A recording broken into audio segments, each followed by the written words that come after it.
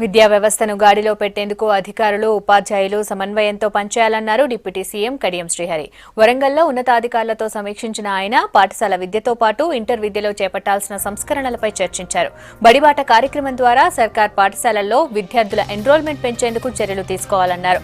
ఇందుకోసం ప్రజా సంఘాలు, రాజకీయ నాయకులు, స్వచ్ఛంద సంస్థల సహకారంతో ముందుకెళ్లాలన్నారు.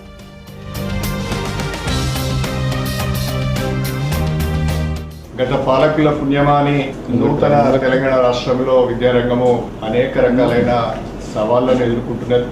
ఆ సవాళ్లను అధిగమించి విద్యారంగాన్ని తెలంగాణ రాష్ట్రంలో గాడిలో పెట్టవలసిన అవసరం ఉన్నది. దానికి గాను అందరం కూడా కలిసికట్టుగా పనిచేయవలసిన అవసరం ఉంది. ప్రొఫెసర్ జయశంకర్ గారి బడిబాట కార్యక్రమం పేరుతోని ప్రభుత్వ పాఠశాలల్లో ఎన్రోల్మెంట్ పెంచే కార్యక్రమం, మరొక వైపు పెద్ద ఎత్తున గురుకుల పాఠశాలను ఏర్పాటు చేసి ఉచిత విద్యతో పాటు పేద బడుగు బలహీన వర్గాల బిడ్డలకు నాణ్యమైన విద్యను అందించే కార్యక్రమం.